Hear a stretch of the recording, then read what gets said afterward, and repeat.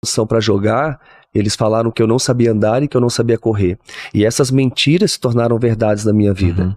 Então, quando eu estava naquela celebração e o pastor fez um apelo para quem queria se entregar a Deus, se entregar a Jesus, eu tinha que sair do meu lugar e ir lá na frente. E ali foi um momento decisivo, sabe? E a vida é assim. A vida é assim. Tem momentos que você precisa dar um passo de fé. Uhum. Mesmo que tudo à sua volta está dizendo o contrário. Porque eu lembro que vozes diziam para mim, não, você não pode ir lá na frente. Você não consegue ir lá na frente.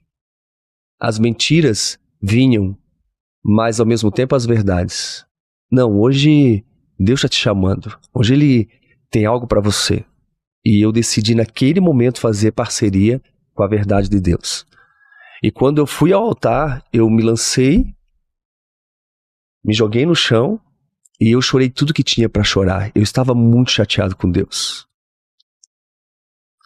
E eu falei para Deus tudo que eu tinha passado na escola e na minha casa.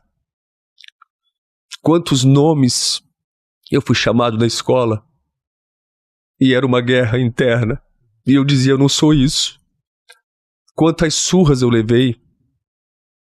Eu falei da minha casa, do meu pai, que judiava tanto da minha mãe e de todos nós.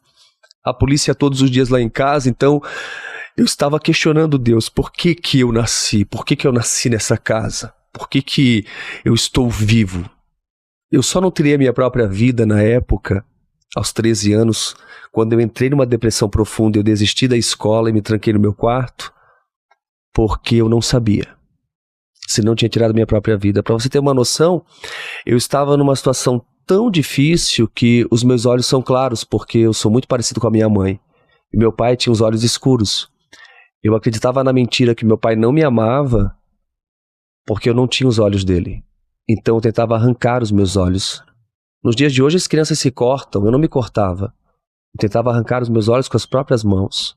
Os meus cabelos eram claros, os cabelos do meu pai eram escuros. Eu puxava os meus cabelos, eu me odiava, eu me achava horrível. Eu tinha vergonha do meu rosto por ser parecido com a minha mãe. Eu queria ser parecido com meu pai porque minha mãe disse que desde quando eu nasci, meu pai nunca me pegou no colo. Então eu nunca recebi o abraço de um pai. Por isso que quando eu tive meu filho, foi um desafio muito grande.